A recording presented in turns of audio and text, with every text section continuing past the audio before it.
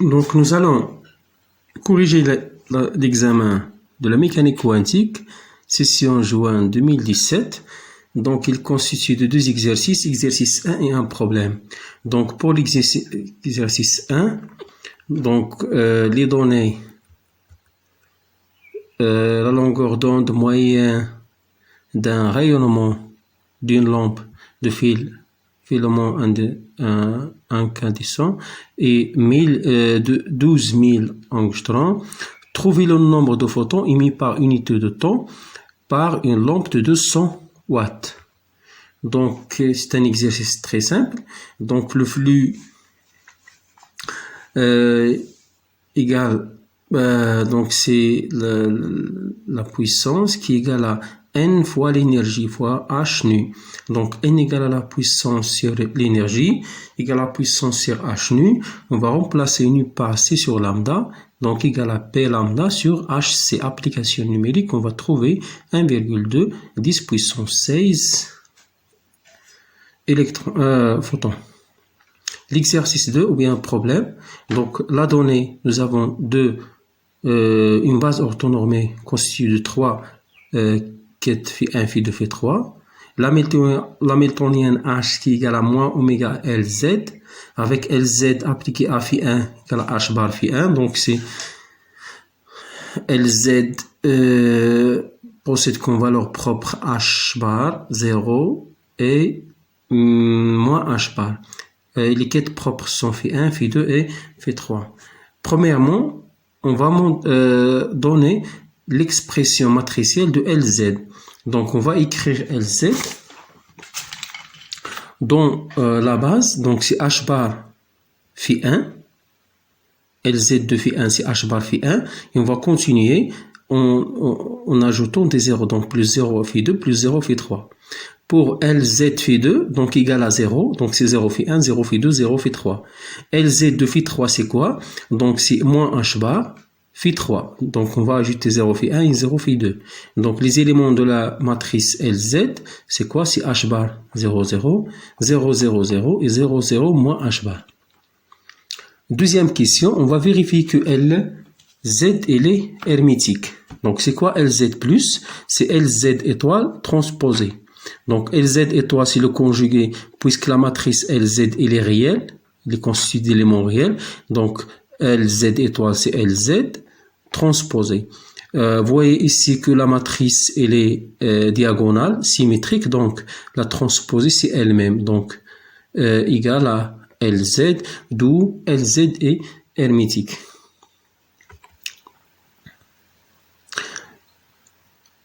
Ensuite, on va faire la mesure, donc le petit c, donner les valeurs propres et les états propres de normés de H. Donc, petit c, H est diagonale, alors les valeurs propres de H sont les éléments de la diagonale de H. Donc, c'est une propriété. Donc, H s'écrit sous cette forme-là, il est diagonale, 0, 0, 0, c'est 0, ici la diagonale. Donc, les éléments de la diagonale constituent les valeurs propres. Donc, 3 valeurs propres, moins H bar oméga, 0 et H bar oméga. Les valeurs propres associées à H sont, donc, moins H oméga, moins H bar oméga, qui est une valeur propre simple, associée aux quêtes propres φ1.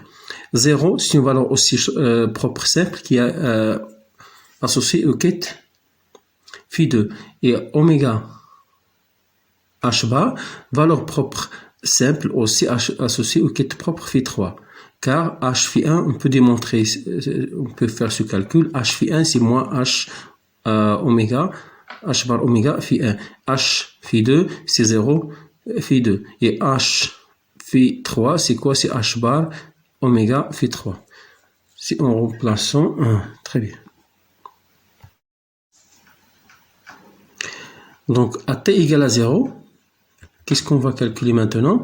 Deuxième question, à t égale à 0, le système est dans l'état psi de 0 qui est égal à cette quantité. Alors, on mesure à cet instant l'énergie du système. Quels sont les résultats obtenus? Donc, mesurer l'énergie, c'est travailler sur l'hamiltonien H. Donc, mesure de l'énergie, c'est-à-dire les résultats de mesure de H, qui égale l'ensemble des valeurs propres de H. Donc H possède trois valeurs propres, moins oméga H bar 0 et oméga H bar. D'où on va calculer ici les probabilités associées. La probabilité de moins oméga H bar, c'est quoi? C'est le module de phi1 pseudo 0 sur pseudo 0 produit scalaire avec pseudo 0. Le module au carré. Psi 1 phi 0, c'est quoi? C'est 1 demi sur un carré sur 1 qui égale à 1,4. Probabilité de 0, c'est quoi? C'est phi 2 pseudo 0 module au carré sur pseudo 0 égale à racine de 2 sur 2. Vous voyez ici racine de 2 sur 2 au carré sur 1 égale à 1 demi.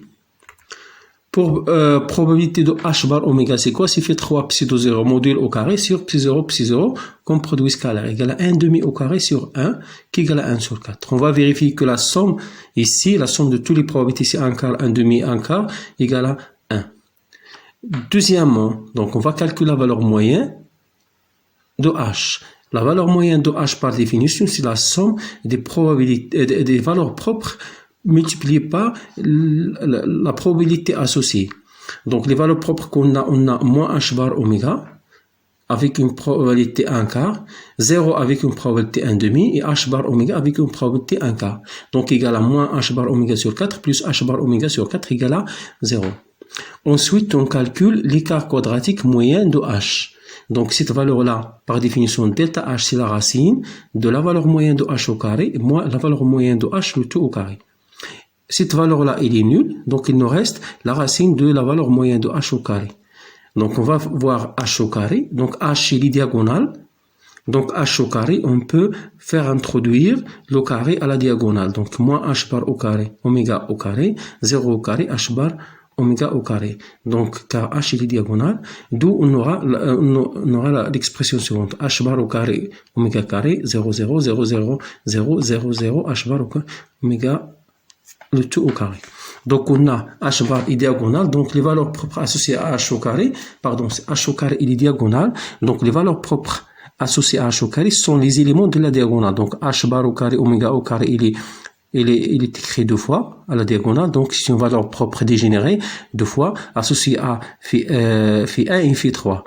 Et 0, c'est une valeur propre simple associée à phi 2, non dégénérée. Donc, les résultats de mesure de H au carré, c'est quoi? C'est H bar au carré, oméga au carré et 0. Maintenant, on va calculer les probabilités associées. La probabilité de H bar au carré, oméga au carré, on a dit qu'il est associé à phi 1 et phi 3. Donc, phi 1 psi 0 au carré au module, plus phi 3 psi 0 au carré au module, sur phi 0, phi 0. Phi 0, phi 0, c'est 1. Donc, ça nous reste ici, c'est 1 demi. Ici, c'est 1 demi. Donc, c'est 1 quart, plus 1 quart, c'est 1 demi. La probabilité de 0, c'est quoi? Donc, c'est phi 2 pseudo 0 module au carré sur psi 0 qui égale la racine de 2 sur 2 au carré sur 1 égale à 1 demi. Vous voyez ici que la somme égale à 1, 1 demi plus 1 demi égale 1. Donc, on revient à la valeur moyenne de H carré, c'est quoi? C'est la somme des valeurs propres avec la probabilité associée. Donc, c'est H bar au carré, oméga au carré, sa probabilité c'est 1 demi, plus 0, c'est avec une probabilité 1 demi. Donc, égal à H bar au carré, oméga au carré sur 2. On remplace donc dans delta de H. Donc, c'est la racine carrée. Cette quantité, c'est H bar au carré, oméga au carré sur 2. Et celle-ci, c'est 0. Donc, ça nous donne H bar oméga sur racine de 2.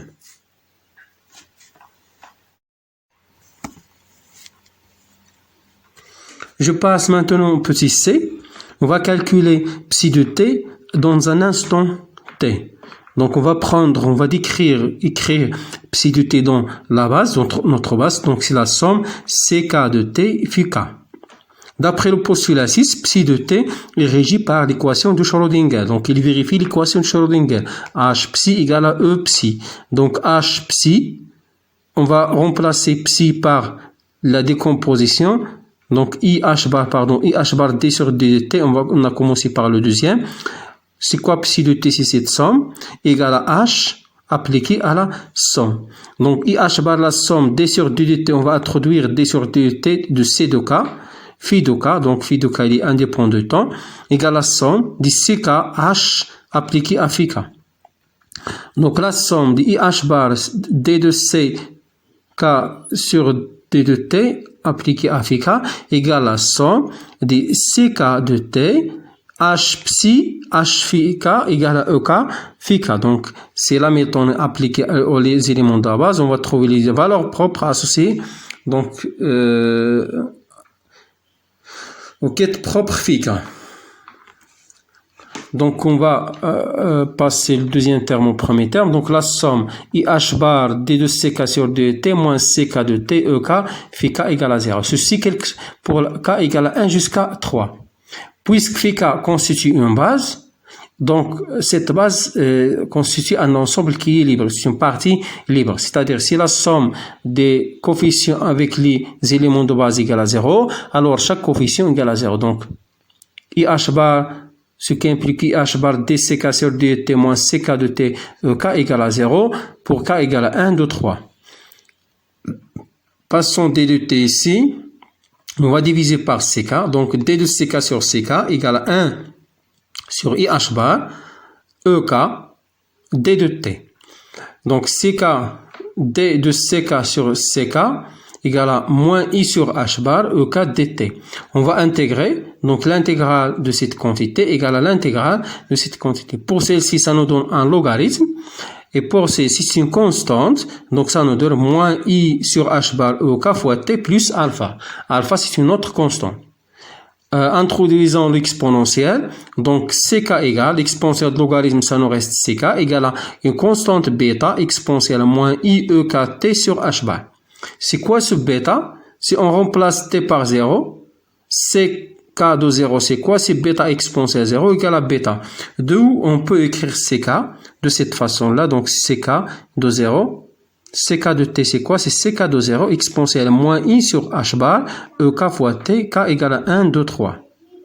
On va remplacer dans l'expression de psi. Donc psi égale la somme des ck phi égale la somme ck de 0 exponentielle i moins i sur h bar ek t phi k. Pour k égale à 1, si 1 de 0 c'est quoi? C'est quoi si 1 de 0 égale à 1 demi? Donc c'est la composante, la première composante de psi de 0. Donc si 1 demi, la deuxième si 1 racine de 2, la troisième si 1 demi.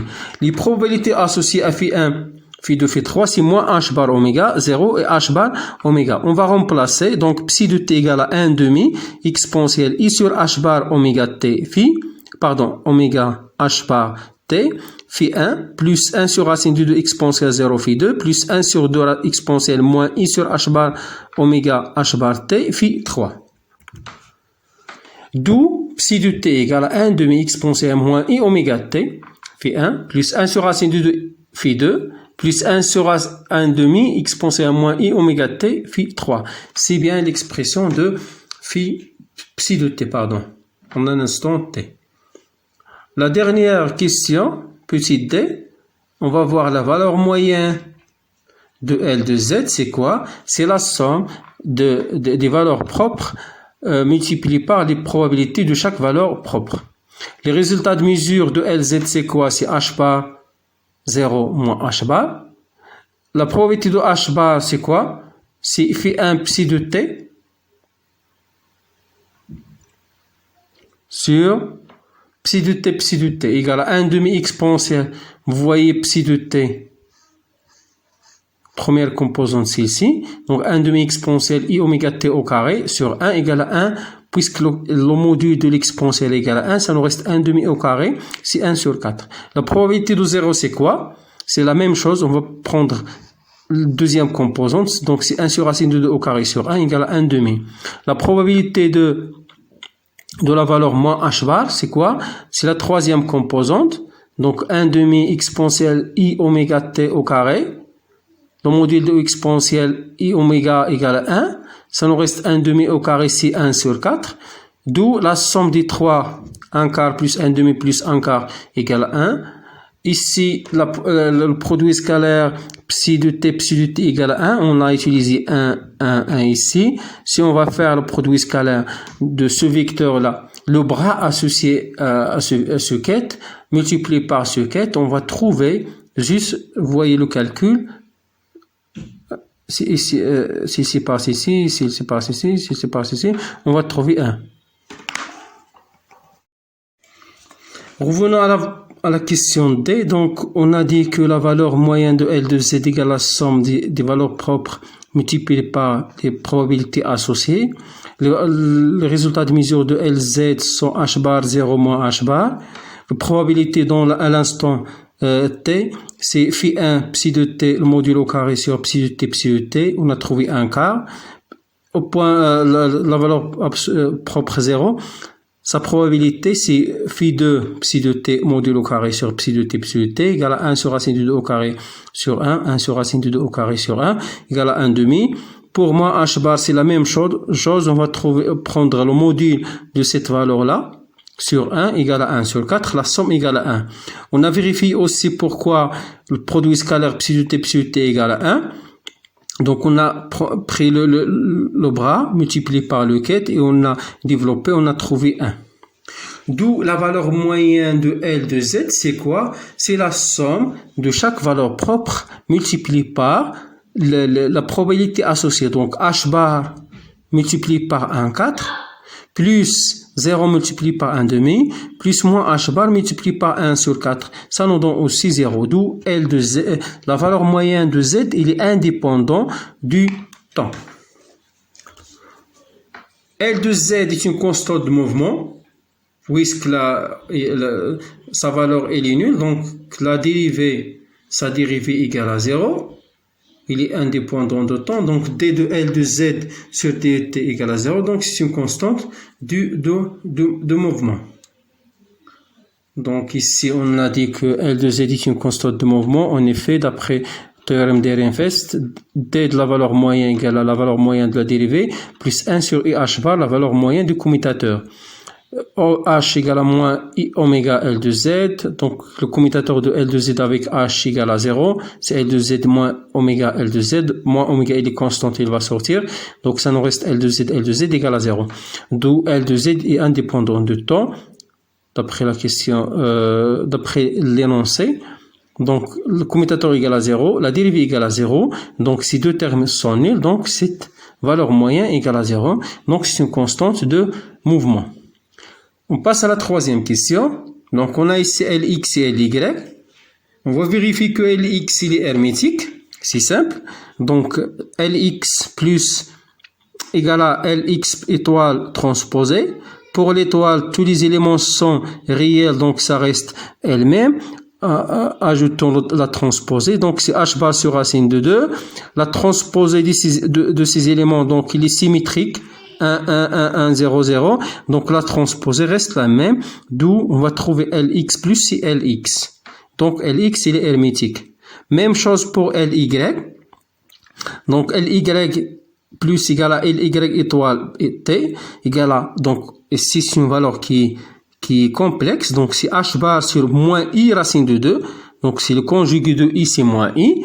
La transposée, donc, les éléments de la matrice sont réels. Donc, il faut juste introduire la transposée.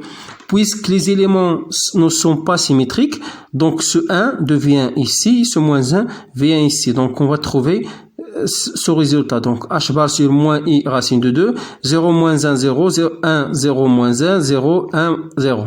Donc, on va faire introduire ce moins et va modifier les signes de tous les éléments de la matrice. Donc, c'est h bar sur i racine de 2, 0, 1, 0, moins 1, 0, 1, 0, 1, 0. Donc, c'est L de y. D'où Ly plus c'est Ly, d'où ce qui implique que Ly est aussi, elle est hermétique. On va calculer la valeur moyenne de Lx et la valeur moyenne de Ly. Donc, comme on a dit dans la question 2, dans la question 3, pardon, dans la question 2, le calcul de la valeur moyenne, on peut la trouver en utilisant la somme des valeurs propres multipliées par les valeurs, la probabilité associée, ou bien on va utiliser le calcul matriciel, Lx égale à psi de t, Lx psi de t sur le produit scalaire psi de t, psi de t. Psi de t, c'est quoi? C'est le bras, c'est celui-ci. Lx, on va prendre Lx. Et le ket, on va le prendre comme celui-ci. Donc, c'est h bar sur racine de 2. Donc, ce bras, c'est celui-ci. Continuons. Donc, Lx, la valeur moyenne. Donc, c'est h bar sur racine de 2. Le bras, donc c'est un vecteur ligne, multiplié par un vecteur colonne.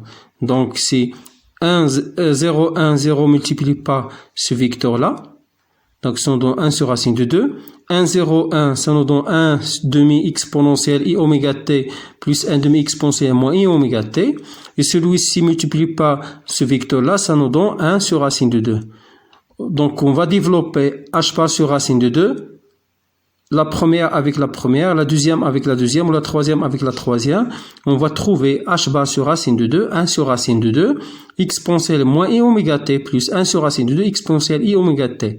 Introduisons sur racine de 2, on va trouver h bar, facteur de exponentielle i oméga t plus exponentielle moins i oméga t sur 2, qui est bien le cosinus de oméga t. Donc, la valeur moyenne de Lx, c'est quoi? C'est h bar cosinus oméga t. Donc, il dépend bien du temps. Ly, de la même manière, comme vous voyez, comme dans Lx, donc on va trouver moins h bar exponentielle moins i oméga t moins exponentielle moins i oméga t sur 2i qui égale moins h bar sinus oméga t. Donc, vous voyez que Lx et Ly, on va leur moyen, il dépend du temps. Donc, la dérivée temporelle n'est pas égale à 0. Donc, Lx, donc dans le petit c, Lx égale à h bar oméga t, et Ly c'est moins h bar oméga t. La dérivée par rapport au temps de Lx, ça nous donne moins h bar oméga t sinus oméga t, qui est différent de 0. Et la dérivée de Ly par rapport au temps aussi égale à moins h bar oméga cosinus oméga t, qui est différent de 0. De Lx et Ly ne sont pas des constantes de mouvement.